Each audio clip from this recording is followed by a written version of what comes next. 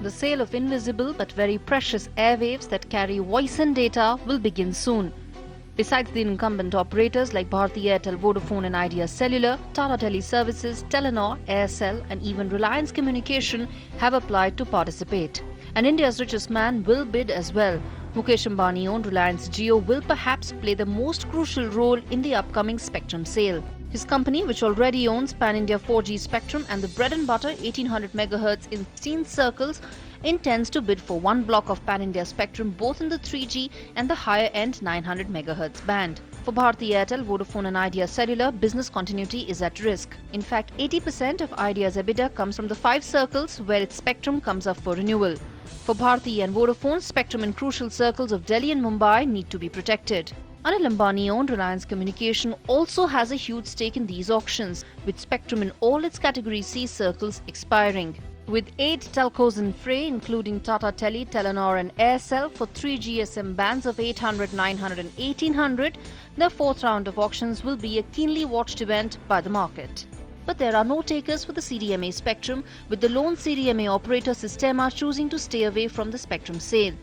The upcoming spectrum sale is likely to yield significant proceeds for the government. While the target is an ambitious 80,000 crore rupees, experts believe the proceeds could be a lot higher, much higher. But high spectrum prices simply mean higher raw material costs, and so it's time Indian consumer braces up for a hike in tariffs as well. Gauri Dwivedi, ET Now, New Delhi.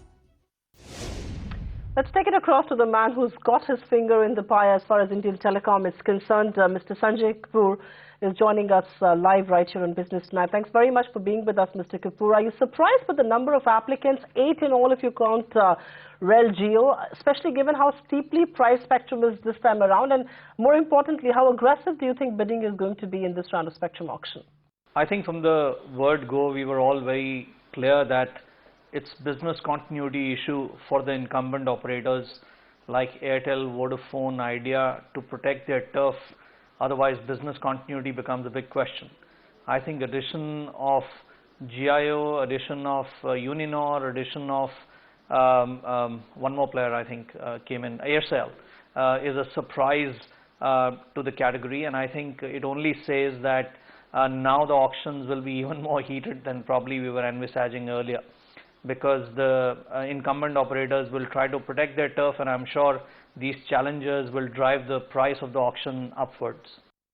You know, Mr. Kapoor, much has been said about Rel Jio and its might, and now that you yourself are admitting that this is really going to change things, just talk to us about how you think it's going to, change the landscape of Indian telecom. I think entry of Jio can be interpreted in 2 different ways. One is that GIO has realized that just having a 4G network on 2.3 GHz and 1.8 GHz is not enough, and to bring in continuity and pervasiveness in the network, you need a 3G layer to fall back on, for which both 900 MHz for in-building coverage and 1800 MHz for outdoor coverage are potent to make that happen. 2.3 GHz, 2.1 GHz for outdoor are potent to make that happen. But suppose Reliance was not to win, or GIO was not to win this, it is further going to drive the prices of both 900 and 2.1 gig upwards for rest of the industry. So I think any which way you look at, it only points to the direction that this is going to make life more difficult and expensive for the incumbent operators. Life more difficult and expensive, should we then presume that rock bottom tariffs are a thing of the past, with spectrum being so costly? What's the likely impact on tariffs? I think the day we had a policy defined which said you first surrender your 900 MHz, 800 MHz and then go and win them back again for survival, and the day we had just one band of 2.1 GHz put on for 3G for auction, I think the prices going up was already ascertained, and there is no way that existing operators can absorb these costs going forward. When the raw material is so expensive, the end product or the end service has to be expensive. So I think this was predefined at the time when the whole structure or the design of the auctions was finalized. Sanjay, before I let you go very quickly, if you actually look at the CDMA ban, and I was just looking at figures here, no takers there. System as the lone operator, it has decided to stay out, and Reliance Communication is actually going the GSM way. What do you make of this move? Yes, it's a dying technology in India, but no takers? 800 is a potent spectrum, not for CDMA, but can be reformed as extended GSM band the way it is done in other parts of the world.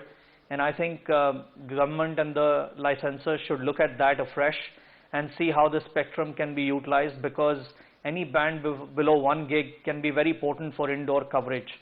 And therefore, India will need this band going forward with a complete agnostic approach on technology. So I think if CDMA doesn't have takers, doesn't mean that the spectrum can't be used for something else. We will have to relook at the use of this going forward and put it to deployment, because it is going to be an effective band of spectrum going forward. All right, Mr. Kapoor, we leave it at that. Appreciate you taking time out for us this evening. Always nice to get your take on things. Find us on Facebook at facebook.com/ETNow, and don't forget to click the like button. You can also follow us on Twitter at ETNowLive. To stay updated with all our programming, hit the subscribe button on our YouTube channel by logging on to youtube.com/user/ETNow.